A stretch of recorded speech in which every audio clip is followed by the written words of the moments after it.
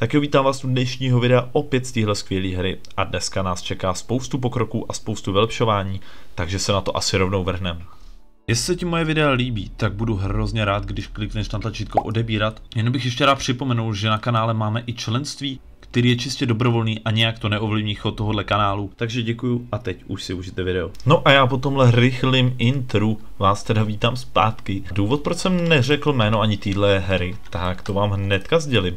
Každopádně hele, napřed tady zabijem tohle parchanta. No a když tohle máme vyřízený, tak na co bych se dneska chtěl zaměřit? Tak chtěl bych se zaměřit na to udělat tady level 90, aspoň na téhle postavě. A hned vám řeknu důvod proč. Ten důvod je, že tady máme tohle brnění, který jsem právě vylepšil. Jak vidíte, nemám ani žádný jengy, prostě nemám už kámo vůbec nic, ale zase máme tohle brnění. A to je od úrovně 89. Vyrobil jsem ho vlastně z toho klasického BSK, z toho černého brnění, takže to si myslím, že je v pohodě. Tak do toho levelu 115 bych řekl, že si necháme asi tohle brnění, takže tohle bude takový náš dlouhý kamarád, kterýho si necháme. A dál tady máme tenhle dýňový talisman, ten bych si dneska chtěl aktivovat a ukázat si společně, jak funguje. Pak tady mám samozřejmě tuhle truhlu, tu si teda asi rovnou můžeme otevřít. Dobře, rybí kůstky, tak to nám kámo nepadlo vůbec nic skoro. A další věc, co se vám budu chtít probrat, tak budeme tady chvilku trošku teď kecat. Chtěl bych tady ohledně tohohle něco říct, protože jste si mohli všimnout, že na mém kanále zmizely 3 videa z téhle série, což je docela šílený. Je to vlastně to docela narušilo i ten chod těch videí, že si člověk už to nemůže si pořádně postupně. Tak je docela škoda, že tam nejsou, no a my si vysvětlíme vlastně proč. Každopádně pokud vás nebaví tohle kecání a chcete čistě jenom hru, kde už budeme expit a tak dál, tak si to přetočte na tenhle čas, protože tam už kecat nebudem. No a teď si teda něco řekneme tomu, co se teď poslední dny dělo. No tak jo, mohli jste si všimnout, že vlastně na mém kanále zmizely 3 videa, což je docela dost. Možná si říkáte, proč jsou ty videa pryč a tak. No a YouTube mi je vlastně stáhl, vlastně zrušil mi to kvůli asi autorským právům a teď to je docela vtipný, protože spousta lidí mi tohle už psalo, nespočet lidí, fakt jako dost, ať v těch videích nezmiňuju moc tuhle hru, ten název, ať to nedávám do popisku a tak dál. No jenže já jsem samozřejmě koukal i na spoustu jiných videí od spoustu těch tvůrců a ty tam ten název normálně měli a neměli s tím problém. A já jsem si říkal, kámo, tak nebudu je zajímat já, který vlastně nemá skoro žádný čísla, takže to mě docela zarazilo, že mi to zablokovali, ale na druhou stranu jsem rád, že mě stáhli všechny videa a stáhli vlastně tyhle 3 videa, což jako kámo kor zrovna z toho jednoho mě to docela mrzí, protože tam jsme si ukazovali vylepšení toho našeho jedáku. Takže to mě docela mrzí, že to tam není a bohužel já ty videa ani nemám jak sehnat, abych je vlastně reuploadnul a upravil a nějaké reuploadnul. Takže jsem u všech videí tak nějak změnil názvy, vymazal jsem všechny názvy z těch videí, aby to tam náhodou nebylo a doufám, že už se nám tohle vyhne a že už to nebude muset řešit. Každopádně tyhle videa, všechny, co jsem natočil, už mám archivovaný, tudíž i kdyby je stáhli, tak bych je tam reuploadnul určitě nějak upraveně. A no a takže to je k tomu. To je první věc. A druhá věc, že vůbec nevím vlastně, jaký budu dál volit náhleďáky, jestli do toho budu dávat ten název nebo nebudu. A každopádně tímhle s tím jsem si sám uvědomil, že musím taky poslouchat ty lidi. Spoustu lidí jsem si pak všiml i zpětně, že mi to psali i v komentářích pod videem, což jsem k tomu nějak ani jsem na to nějak nereagoval, vůbec jsem si to asi ani nepřečet. No takže uvidíme, jestli vůbec tohle video vydám, jestli by do té doby nezruší kanál. No a musím si tímhle teda nasypat popel na hlavu. Jo, v tomhle jsem to absolutně zazděl a nějak jsem to neřešil, ale jak říkám, myslel jsem si, že prostě jsem malý kanál na to, aby tyhle věci vůbec řešili a přišlo mi to nepravděpodobný, že hra, která je kámo z roku 2000, něco takového řeší, no. Takže je to takhle, je to docela zajímavý. Na druhou stranu asi chápu, že ten privátní server narušuje vlastně ten ofík, ten oficiální server, tomu zas na druhou stranu rozumím a to jsem tady nedodal. Je to docela zajímavý a bohužel teda ty videa se pokusím do budoucna nějak tam dát reupload, ale pochybuju, že to vyjde.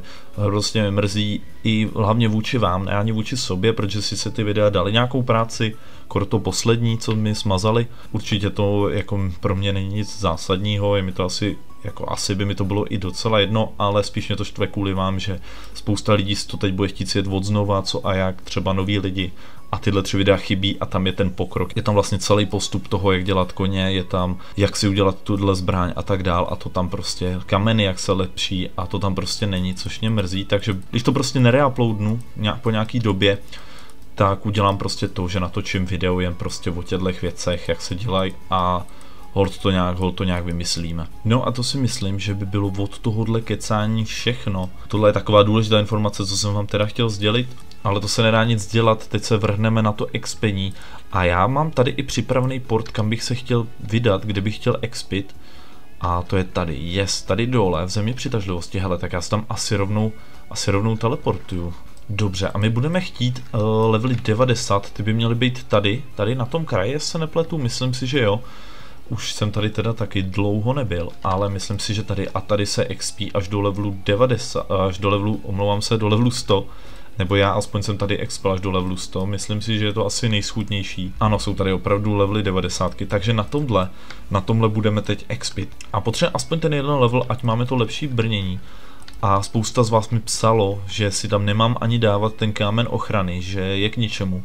A já s tím souhlasím, akorát jsem blbec, jsem to tam prostě dal, nějak mi to ani nedošlo. Vůbec jsem nad tím nepřemýšlel, že vlastně ty dryády a spousta dalších enemáků tu obranu akorát vlastně využívají proti vám, což je docela bizár, že mě to ani nenapadlo. Takže já bych teď chtěl udělat level 90 a pak zkusíme ten dýňový talisman, ukážem si, jestli je to dobrý, jestli je to výhodný, ještě bych tam chtěl dát tu zbloudělou duši, každopádně hele, až na 2 hodiny, takže to si teď možná rovnou nechám. A pak si ještě do ohnivý země položit dýně samozřejmě. No a to asi k tomu, takže ten kámen samozřejmě i jde vlastně vytáhnout přes páčidlo, takže to možná pak udělám někdy v offscreenu, to ještě uvidím.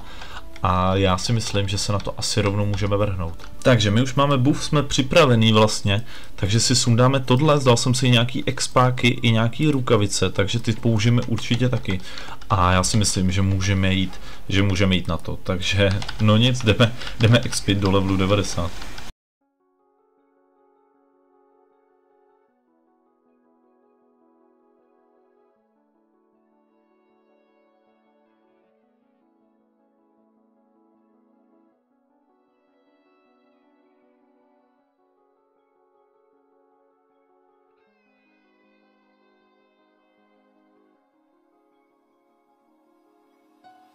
Tak jo, já už jsem zpátky ve městě, protože máme level 89 a to znamená, že si můžeme nasadit tohle brnění. Takže si ho konečně na sebe nasadíme. Yes, a máme ho na sobě, takže máme trošku lepší brnko. A další věc, co jsem chtěl udělat, zjistit, kolik máme bonus na zkušenosti a jak vidíte, máme tam 20%. Pak samozřejmě máme prsten zkušeností. A bonus na zkušenosti můžete mít v botech, ve štítu a v náhrdelníku. Já ho ve štítu teda nemám, ale nechce se mi tam ty bonusy už točit. Takže bohužel tam ho mít asi nebudu, jedině, že bych se ho vyměnil za nějaký plebácký, ale to se mi taky úplně nechce. Chci si ho dát ještě vlastně do náhrdelníku, takže jsem si tady nechal takhle dropnout náhrdelník. Samozřejmě si ho chci dát na +9, takže na to se vrhnem. Pak ho klasicky protočit na něm bonusy, aby tam bylo 20 na zkušenosti. Tak jo, vzal jsem si tady nějaký jantar, vzal jsem si tady nějaký mramory a nějaký požehnaný pergameny, takže to by nám mělo stačit. Každopádně já to do toho zkusím dát a hele, on byl úspěšně přidán, tak to docela koukám, hele, na první pokus. Tak to jsem fakt nečekal. A samozřejmě tady mám i nějaký bonusy.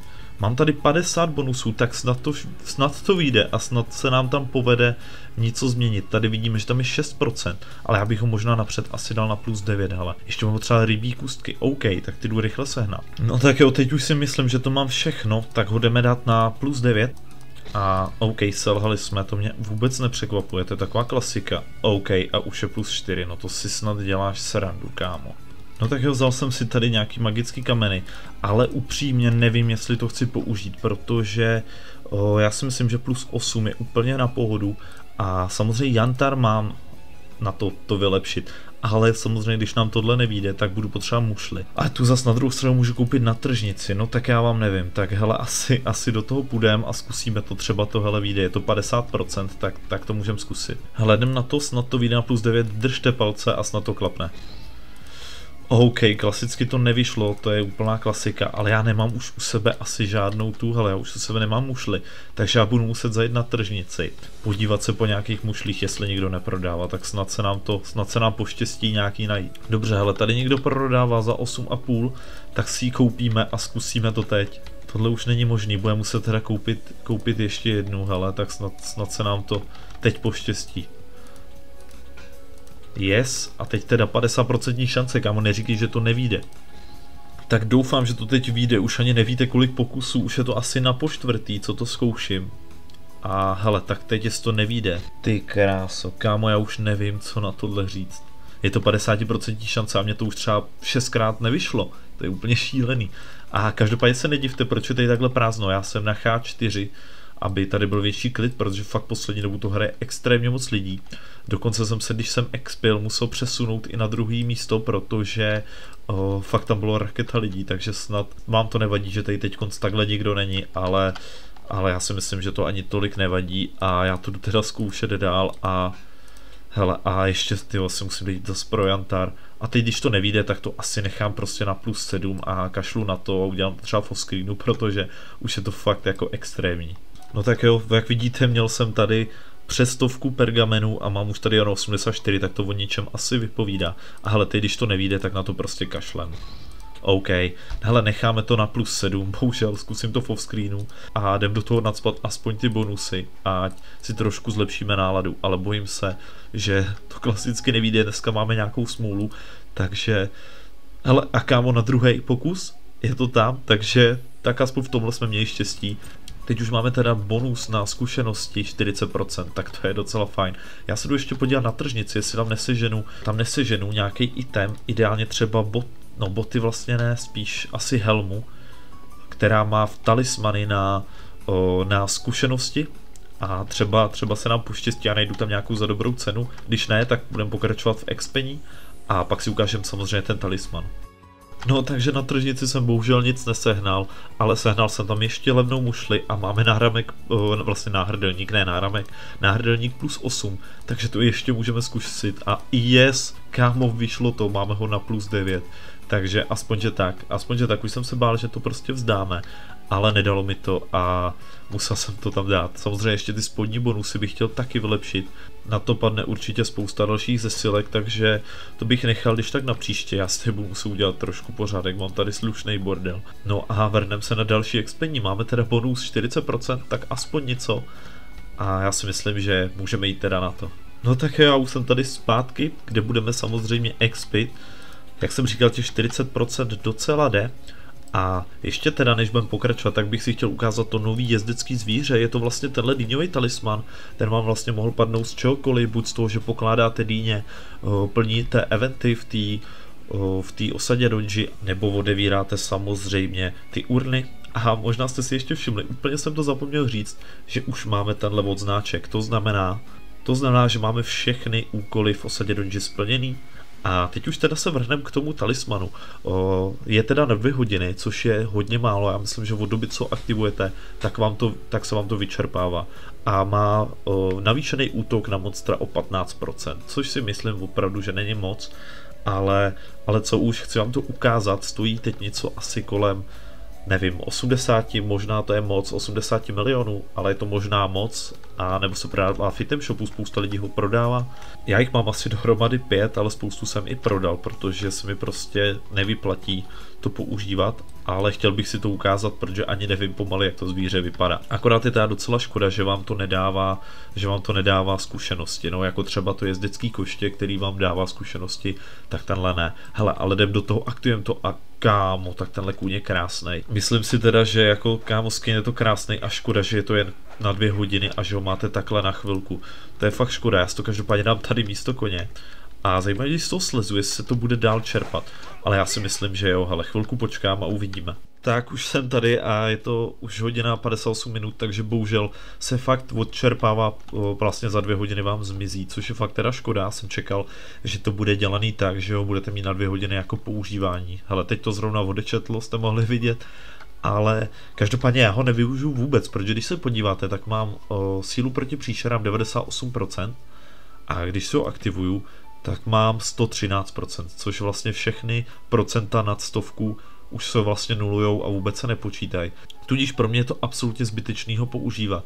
Ale na druhou stranu v tomhle novém náhrdelníku, který jsme si udělali, máme sílu proti příšerám a šance na kritický zásah. A napadlo mě, když tam protočíme ty spodní bonusy, aby tam nebyly ty příšery, ale bylo tam cokoliv jiného, co se nám hodí, že se nám to vlastně vynuluje a tímhle talismanem se nám to dožene. Takže je to takový možná trošku lepší, teď mě to tak nějak napadlo. Samozřejmě pokud nám tam padne 75-10, tak to točit nebudu, ale chtěl bych to teda změnit. Takže já si zkusím se na nějaký požehy a zkusím to trošku protočit. Tak jo, máme tady nějaký požehy, ale jdeme každopádně to protočit a uvidíme, co nám to dole hodí. A doufám, že nám to hodí něco lepšího. OK, zatím nic moc. Měl jsem jich tedy jenom 12, takže snad nebudu muset kupovat. Když mi to tam nedá nic PvP, tak si to nechám. A kámo, tohle je zase to samý. A máme tam příšery a to určitě nechcem. Hele, hodnota útoků, to by i docela šlo. Ale chtěl bych tam mít něco trošku normálního. No, koukám, že se tomu nevyhnem kupovat další, takže já se jdu podívat, za kolik to tady má. A hele, on má kámo, 10 jich má za 20 mega. OK, hele, taky já takhle nakoupím, co půjde a mám 1 milion jengů. Dobře. To teda není vůbec moc, ale máme aspoň těch 15 požehů a doufám, že nám tam padne hodnota útoku a síla. Na to by bylo úplně ideální, hele, tak uvidíme. Uvidíme a síla proti příšerám a síla. Kámo, tak tohle ale protočit nemůžu, tohle je jako dobrý bonus, což je skoro, se dá přirovnat jako 75-10, mám to třeba tady v těch botách. Takže tohle točit fakt nechci už a OK, takže tohle budu muset nechat. A koukám, že tady nemám stejně už nic, čím bych to mohl protočit. No nic, takže ten kůň zůstane čistě na okrasu, ale to nevadí, hele. A teď už se konečně vrhneme na to expení, protože jsme level 89 a potřebujeme se sakra zlepšit.